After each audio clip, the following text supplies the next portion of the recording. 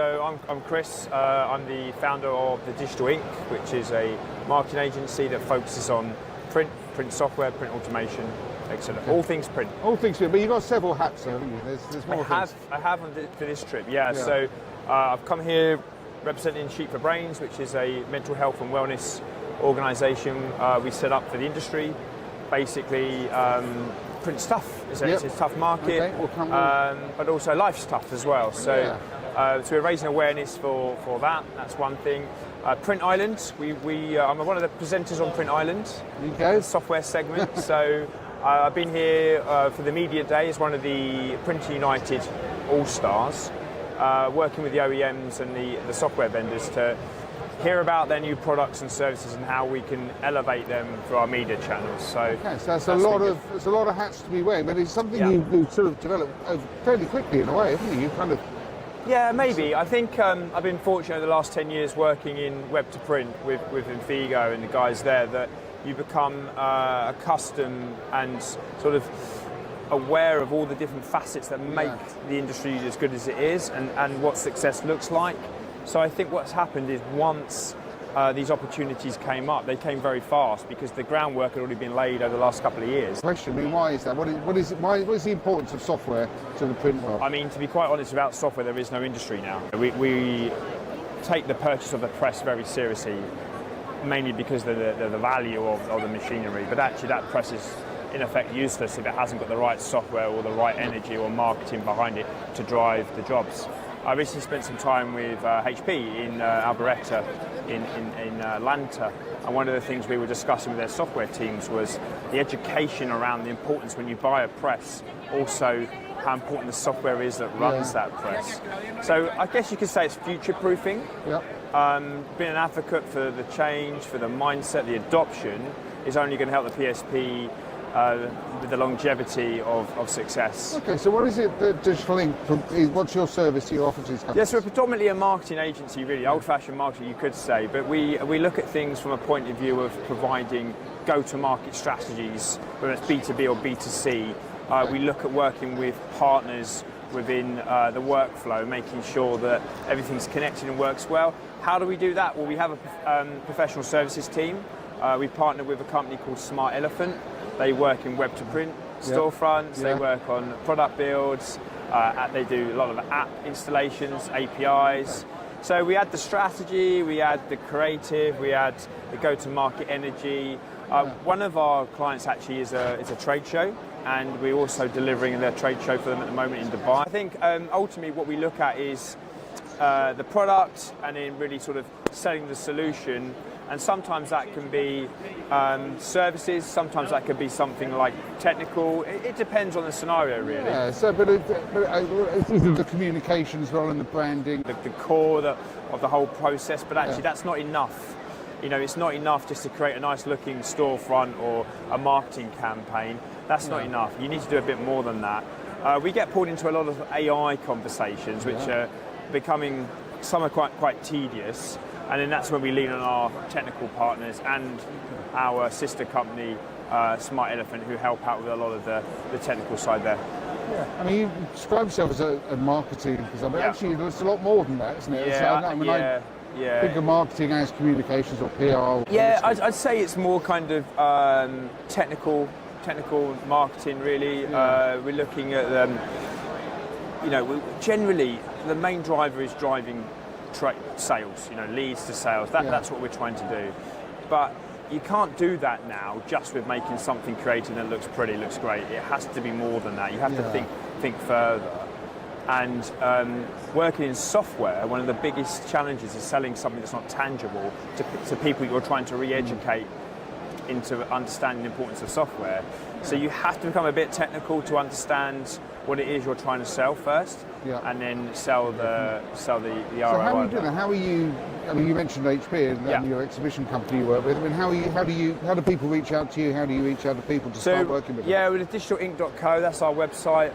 We're a FESPA member. We're part of the IPIA. We believe in organisations. We support D-Scoop through our work through the Sheep for Brains.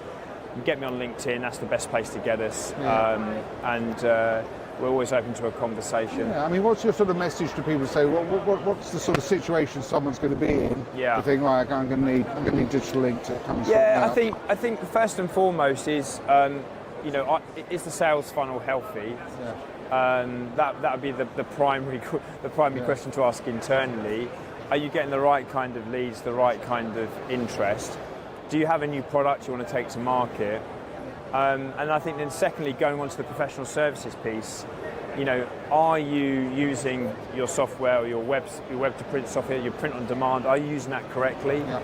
And if you're not, then it's a good time to get in touch with us. It's about helping people understand the market they're in, the customers' needs. Yeah, sure. Okay. And, and sometimes, to be quite honest, there's some areas of the print industry that we won't be able to offer any value, but we always welcome the conversation first. Sure. I mean, one of the reasons we're working in the print trade show space is because we can understand the messaging, the ROI, the facts, and again, selfishly, we're trying to push software in the print industry in a region where maybe it's not quite up to the latest spec. That makes sense. I mean, an exhibition is doing part of the job you want to do, but they need to understand how they can make that work for lots of different companies. I mean, you're developing quite a high profile. You're doing lots of presentations. Is that an important part of what you do, promoting your own business, but also supporting the wider industry? I think it's three things really. I think first and foremost, we're a new business. I believe any new business, you need to do the hard graft, the hard yards. Simple as that. I think second of all, passionate about some of those presentations that you mentioned. So whether it's mental health, whether it's software awareness, whether it's AI adoption, that's a passion, and that needs to be done.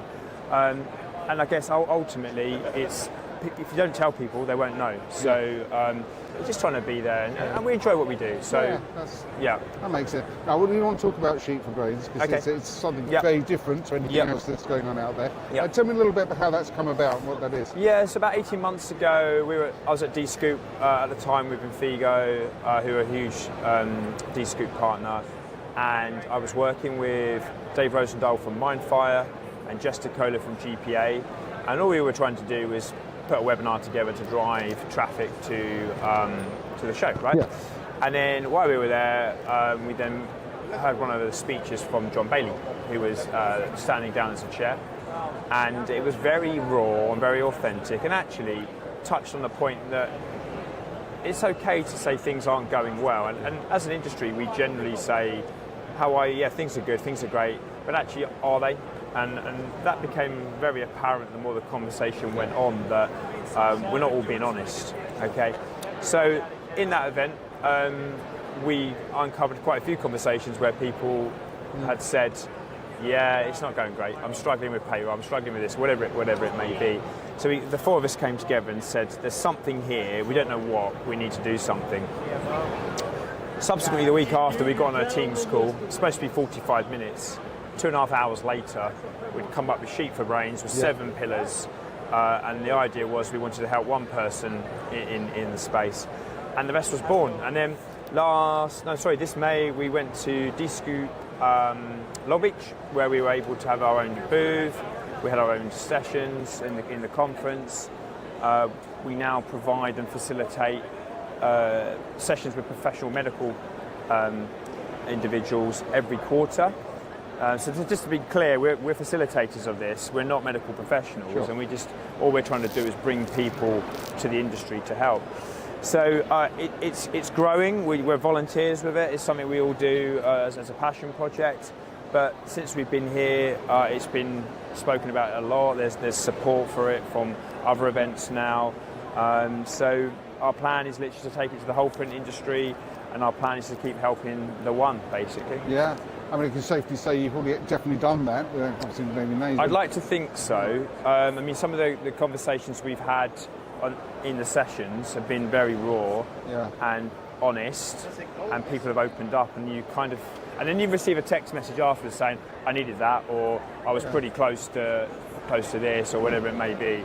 So it's I think we are hitting more than one per session. What do people need to do if they just want to ask? They could ask a friend of their own. No, absolutely. I mean, we encourage you to come and just be part and listen in. I mean, we provide resources after the session anyway, so even if you can't make the sessions, you'll get the recording, you'll get it. There's certain rules, because it's very personable, very private topics. We have to be quite guarded with it. So on LinkedIn at the moment, we run a private group. Once you're in the private group, then we can add you to the sessions. It's open to all. So you have to request to be part of it. Well, when you click on, it's a LinkedIn group, so when you add on to then you get the exceptions, etc. We are planning to change how that works in the near future, but right now, while we're trying to set up as a charity and everything else, we're keeping to that so we can monitor it. I was going to say, where do you see this sort of kind of going? Well, I mean, Print United have shown great interest in, from a HR perspective. We've had other OEMs with their events that are interested as well. I think right now we want to finalise our plans with D-Scoop. They were the original supporter of it. So we need to see what happens there first. But I think where we'd like to take it is to be something that's a resource for the print industry, and then over time we become we listen to see what the industry wants us to cover, what assets it wants to bring in to support them. So no, good stuff, really good work. We're at Printing United. Talk about this. You're an all-star. Apparently so. What does that mean? I don't know, to be quite honest with you. I don't know. It's a baseball-themed group of individuals from... You haven't got your... I haven't today, no, I'm working hard today. Did they only give you one? No, yes, they did. Well, you can't wear it every day. Yeah, it was sweaty. Exactly. We're in Florida, right? So, basically, we're a collection of individuals from the industry. We're here to raise the profile for the media. We're here to help the OEMs and the exhibitors here get their products there. I think you were part of the media day, but get their products and inventions over to us so we can help promote them. And it was really refreshing, because if changing tact a little bit, last year when I was an exhibitor, if I had the opportunity to sit in with the media the day before the event started, I could have been promoting what I was going to be selling on the trade show floor. So that was cool. That's been really good. I think they've done a great job there. This is the AI Pavilion where we're standing right now. We had a couple of clients who are working here. This has been great again for the educational piece in terms of explaining the AI, as some are calling it, and what kind of area they need to be investing in. I mean, that is a tough... I mean, you mentioned earlier, there's so much misinformation about it as well. Everyone's an expert and nobody knows anything, and it's changing every day. So I think we all struggle with it, actually, but it's good to have somewhere where there's some...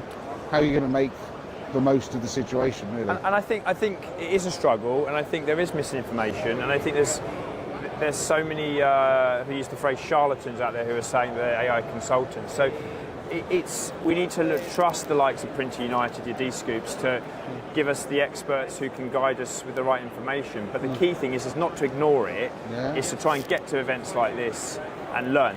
Sure. And I guess it must be an important part of what you, going back all the way back to Digital Ink. I mean, there's a lot of... I don't fully understand, but I'm sure there's a large element where you've got to help with that. You're spot on. That's why we merged with Smart Elephant, because they bring that AI intelligence into our marketing. So first and foremost, the amount of data we have access to now is frightening, and that only benefits the customer. But if you add in the marketing intelligence with AI development plus the professional services, then you've then got a turnkey solution for digital marketing in print. Good stuff. Well, look, it's been a pleasure catching up with you. Thank you. There you go. Thanks a lot, Chris. Thank you so much.